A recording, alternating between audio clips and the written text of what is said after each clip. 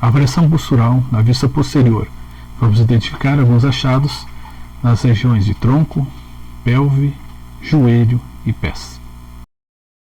Na região do tronco, comumente o fio de prumo, é sempre bom lembrar que ele vai dividir ao meio os processos espinhosos das vértebras torácicas e lombares. Defeitos mais comuns encontrados, principalmente a escoliose, que é o desvio lateral, onde os processos vertebrais das vértebras torácicas e lombares ficam localizados e desviados lateralmente em relação à linha média do tronco. Causas principais. Normalmente vai encontrar o quê? Musculatura intrínseca do tronco encurtado em um dos lados. Compressão das vértebras do lado da concavidade. Alteração estrutural nas costelas ou nas vértebras. Isso com o passar do tempo. Quanto mais crônico, pode levar a alterações de tórax, como o peito de pombo, como também a alteração do afundamento do externo, como vimos em outra ocasião. Pode acontecer também que uma alteração no comprimento dos membros inferiores das pernas cause e leve também a um quadro de escoliose.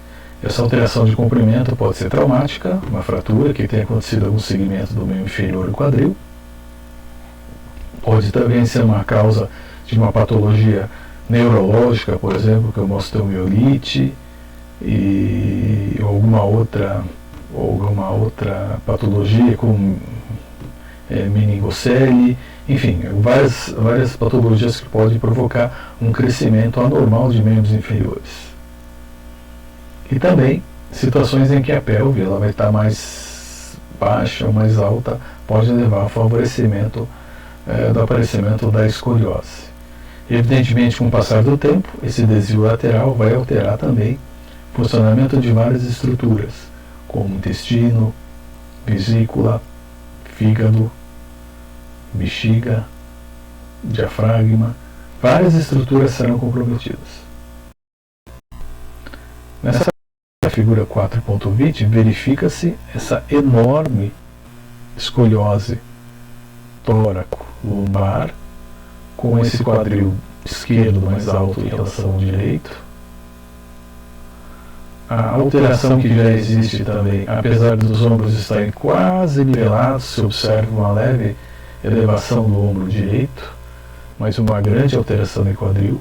Mas apesar dos ombros estarem quase nivelados, um pouquinho mais alto esse ombro direito, observa-se que no ângulo inferior da escápula esquerda está muito mais afastado em relação à escápula direita, e evidentemente essa inclinação lateral, onde a parte de dentro temos a concavidade e o lado da escoliose temos a convexidade.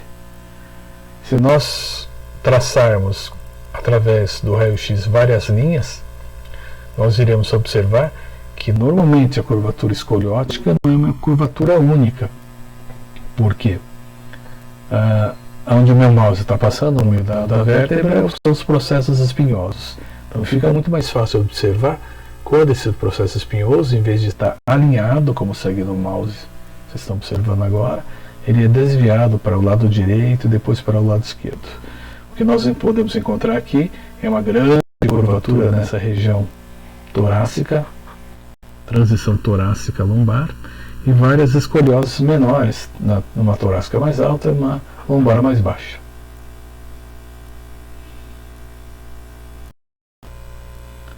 Pelve e quadril.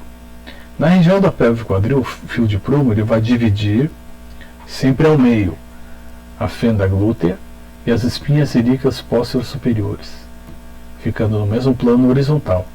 As cristas ilíacas, as pregas glúteas e os trocânteres maiores devem ficar sempre no mesmo nível horizontal. Alterações mais comumente encontradas: a inclinação da pelve da pelve ou do quadril para o do lado direito e esquerdo, ou seja, quando uma pelve está mais alta do que a outra. A causa, como foi vista na figura anterior, envolve uma escoliose.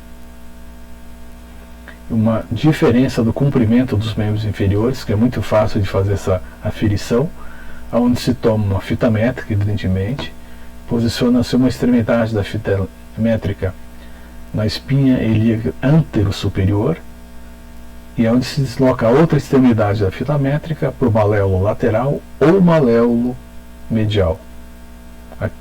Fica a critério do avaliador. Aí se faz a comparação com outro segmento, com outro membro inferior, se observa a diferença no comprimento dos membros inferiores. O que pode acontecer também é que, em relação à convexidade da escoliose, o lado contralateral ele vai estar encurtado.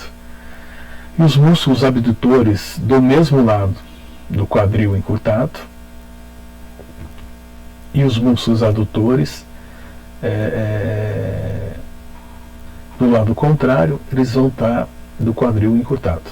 Então acontece um desequilíbrio entre adutores e adutores de quadril. Existe também uma fraqueza da musculatura abdutora do lado contrário à curvatura da escoliose, onde observamos essa alteração importante na altura das cristas ilíacas, do quadril, do osso ilíaco, e o encurtamento, e aqui um componente de rotação posterior do quadril direito, ou talvez uma rotação lateral do quadril esquerdo, lateral, ou melhor dizendo, anterior do quadril esquerdo. Muito importante complementar a variação postural, com alguns testes ativos de mobilização da articulação, por exemplo, de quadril direito e esquerdo. Quadril aduzido, ou quadril fechado, ou diminuição do movimento do quadril, onde o trocânter maior do fêmur ele vai ficar mais alto em relação à abdução. Causas disso acontecer: encurtamento da musculatura abdutora do quadril, encurtamento dos adutores contralaterais do quadril, fraqueza dos adutores contralaterais e adutores do mesmo lado do quadril que está envolvido. Quadril aduzido. No quadril aduzido, o trocânter vai ficar mais baixo em relação ao lado afetado. Causas: encurtamento da musculatura adutora do quadril e encurtamento da musculatura abdutora contralateral do outro lado, onde esse quadril está mais baixo, evidenciando a fraqueza da musculatura adutora contralateral do outro lado e dos abdutores do lado onde o quadril está mais baixo. Então, nessas duas figuras, nós observamos uma alteração na parte do quadril e o componente rotacional do quadril. Nessa primeira figura, a abdução do quadril, e nessa outra figura, a adução do quadril. Observem os componentes que têm influência com joelhos,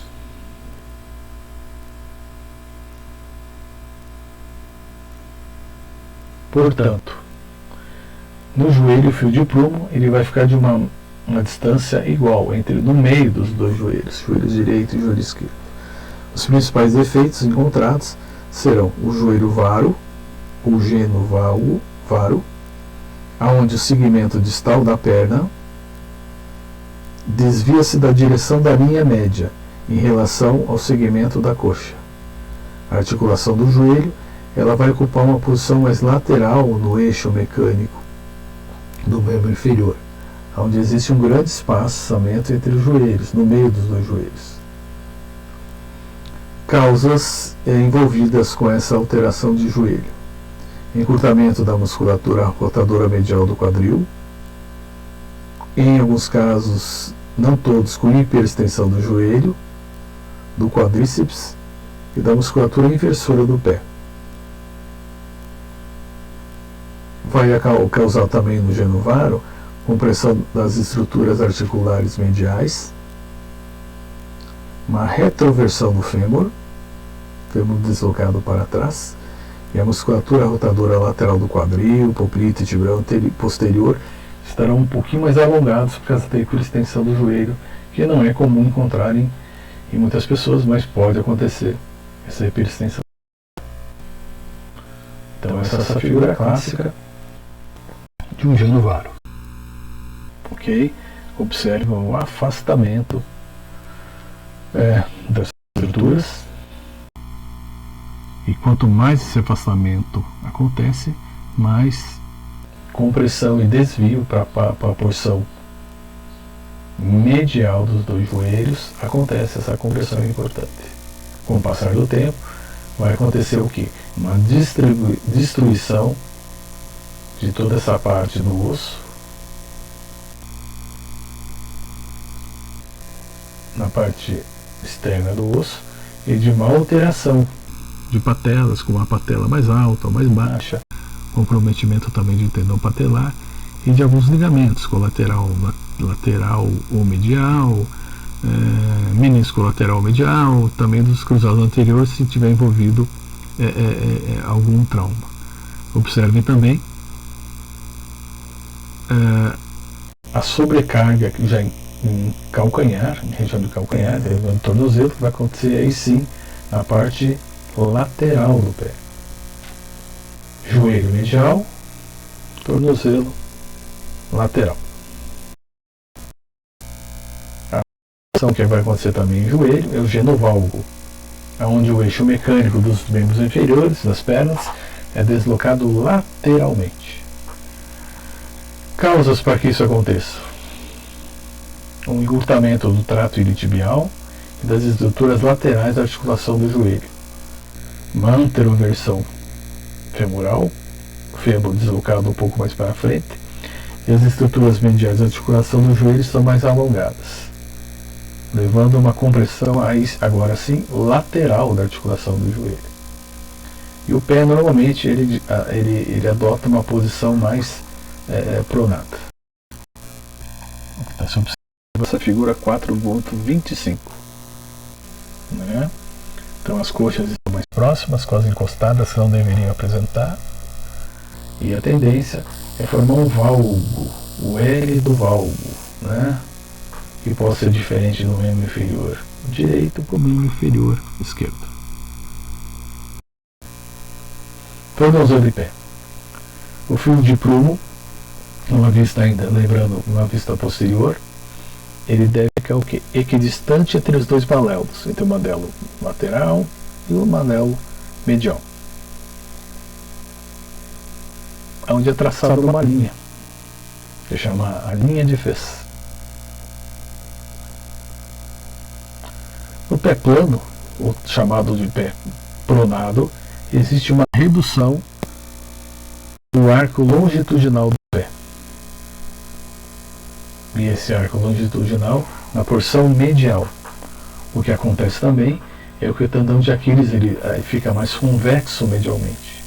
E a tuberosidade do osso auricular fica abaixo da linha de Fez. Então o pé desaba, é um pé mais achatado, é um pé plano. É um pé onde não existe essa distância entre essa porção medial do pé. Ok?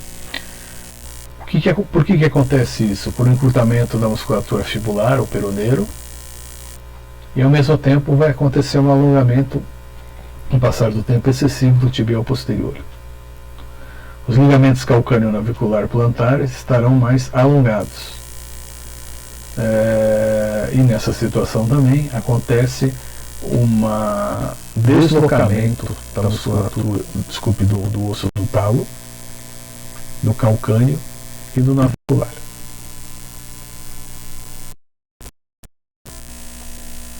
No tornozelo de pé, podemos encontrar uma outra alteração, que é o inverso do pé plano, que é chamado pé cavo, onde esse arco longitudinal da parte da porção medial do pé, ela é mais elevada. No pé plano aconteceu uma retificação. Aqui acontece um aumento dessa curvatura. Isso acontece por quê? Também pelo encurtamento da musculatura fibular e também uma alteração no encurtamento dos tibiais anterior, posterior e também um alongamento dos fibulares e ligamentos laterais alongados.